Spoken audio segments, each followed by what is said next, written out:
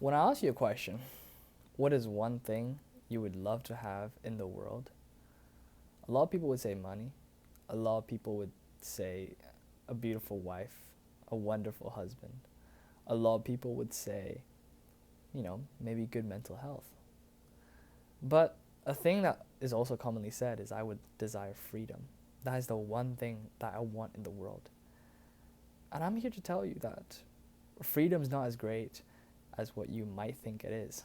Absolute freedom, in my opinion, is probably one of the worst traumatic experiences and one of the most tormenting beliefs to hold on to in your life.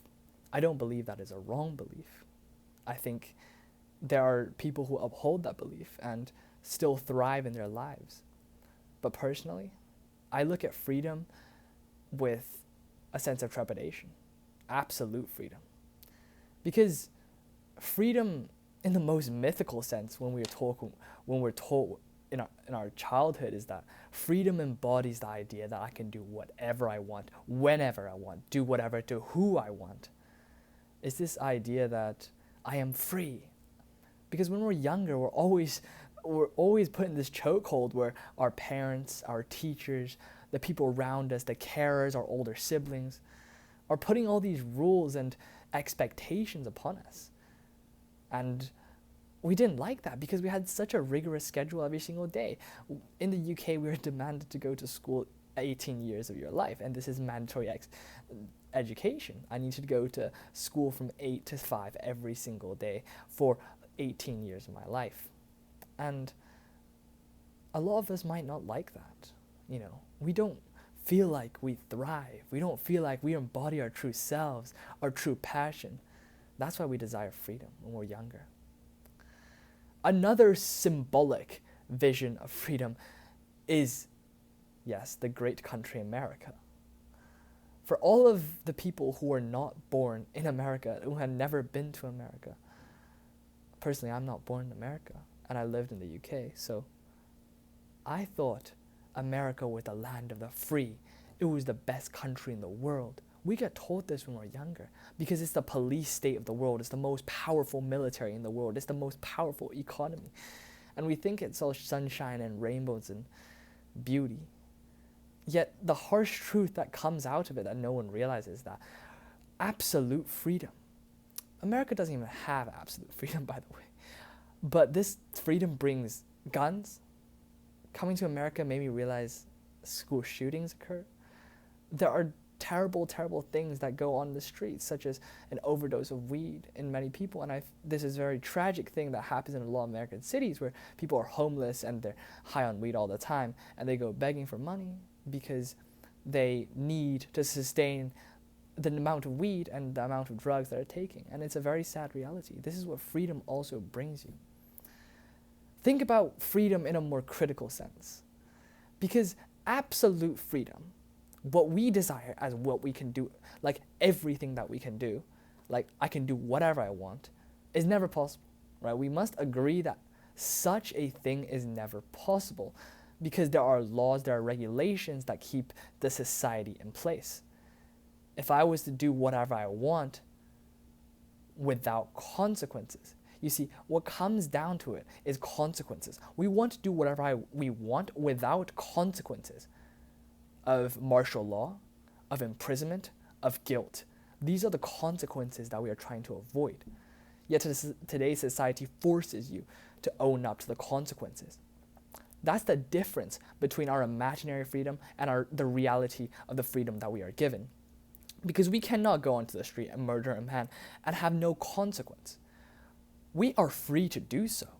You are right. We are right. We are free to do so, yet no one does, or the majority does not do such a thing. Because this kind of freedom comes with also a severe consequence. Freedom in real life, giving absolute freedom, means absolute responsibility over each and every one of your actions. Think about it like this. One day, I made the conscious decision, so I am free to make my decisions. I make the conscious decision that I am going to go to the bakery and I am going to buy some bread. This is a normal decision. Yet something unexpected could always happen in this world. Let's say I go to the bakery and there was a shooting, and I had to duck under the pile of bread at the side of the bakery. And I witnessed several people massacred in the bakery. This is an unlikely thing, but such a thing could happen. And I could regret my decision to go to the bakery because I had stripped away all my childhood innocence, for example. In a world, when we can make every single decision, we have to take every single one of those consequences, and each decision comes with a consequence. Majority of the times, I would even wager that consequences are negative because we doubt ourselves. Let's say one of the decisions we might make is go to a job in consulting, and we might not like that, and we have to face the consequence of that. We have to face the consequence of a boss being mad at us, the potential of being fired, the co-workers getting annoyed at us. There are so many different consequences that we don't think when we put down our finger and say, hey, I want freedom. Because real freedom means owning up to everything that you do. That is something that's unescapable and undeniable. And this is one of the philosophical things that Jean-Paul Sartre came up. He was like, everyone is born essentially free. We can make every decision we want, but this is a depressing way to live life. Jean-Paul Sartre was like, this is a depressing way to live life because we create our own essence. He said, existence precedes essence, which means that we are born into this world with absolutely no nature within us. We don't inherit anything from our parents, which I think is quite psychologically untrue, yet I can't critique it on my own grounds because I don't know enough about psychology and the nature-nurture debate. However, he advocates for the idea that everything that we do in our lives build our essence. So basically, from day one, the choices you make as a baby determine your life maybe 18, 24, 36, 48 years afterwards. Every single decision is like a domino effect. Your decision to go to school in this place, your decision to go to work in this place, your decision to marry someone, all those dominoes one day might fall on you. And this is the scariest part about freedom. I don't think people realize this enough. When people say, I want freedom, no, you don't want freedom. No, you don't want freedom. You want freedom without consequences. I feel like one of the most comforting things, and you may say this is not a venture guy. This guy's not about all of it. But I guess, in a sense, I find comfort in the idea of God. I'm not advocating that you should follow Christian theology, no. But I'm saying the idea that everything is scripted, that everything I do in my life exists for a purpose, and I believe in an omnibenevolent God, an all-loving God who cares for my well-being. And one day in my life, I will end up fulfilling my potential because God set this path for me so I can constantly develop and constantly reach my potential. I would like to believe in a world like that. Of course, you can comment on, what about the baby who died in the mother's womb? Did the God really want him to die that way? Sure, maybe not. But even individually, I would like to have that kind of sense of comfort, that sense of, I have someone to fall back on. Because that kind of belief is the thing that keeps you in life. Fyodor Dostoevsky, the famous Russian literature writer, the author, once wrote in his seminal book, the Brothers Dostoevsky. If you ever want to read Russian literature and theology, read that book. One of the things he talked about is that people value this idea of God more than they value life. He gave the example of Russian peasants during a famine in 1866. He was talking about how the Russian peasants were willing to give up the hard-earned bread that they made on their field, the wheat that they harvested, to a shrine of God in a time of famine.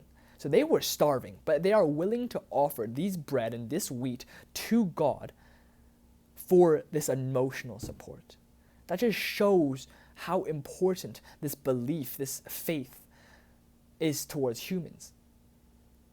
Because we are fine with dying a physical death. What is bad is not a physical death. It's a psychological death. We would rather rot away physically, not eat enough food, not be hungry in a sense, than lose complete sanity, than to lose our faith in the world. Think about how worse off, in a sense, that is. In a sense, many people would rather starve for 3 days than go insane, but be fulfilled in their stomach. Because if you go insane, there's nothing to live for in the world. What are you on the world for? There's no purpose. That is one thing that we care most about life. It's purpose, purpose, purpose. With freedom, there's no purpose. You have to create your own purpose. And how strong of a mind do you need to create your entire purpose? To write out the scripture yourself. To be God for yourself. Because I'd rather believe, in a sense, that someone wrote my scripture for me and I'm trying my best to fulfill that potential. Every step I take, I don't lean back to, you could say, arrogance, but I won't lean back to it. I will try to keep up with God's stride. I'm making decisions, but I know that everything is written. I think that is one of the most powerful things. In The Alchemist, it talked about an Arabic word called maktub. It means it is written in Arabic, which comes from the Quran and the idea that Allah, the God in the Quran and in Islam, writes everything in your lives. But maktub also connotes the idea that even though everything is already written, you are trying to follow that path. You are still trying to make yourself better to fit that path. You're still trying to develop during that journey. You never stop developing yourself, but you have the comfort knowing that it is written. You do not know what is written, but you know that it is written. Having the comfort to know that it is written makes you become a much better person. I think that's what it all comes down to. Just having faith. That's why I think freedom is a trap. Not a complete trap. I think that many people could make it out. Many people could fulfill their destiny, but I would wager that the majority of the people who believe in true freedom end up purposeless. And that is the pandemic, the epidemic that we see in today's society. And this is not a call for you all to join Christian faith, but it's my view on freedom. And I hope you consider on that. Thank you so much. I'll see you in the next one. Bye-bye.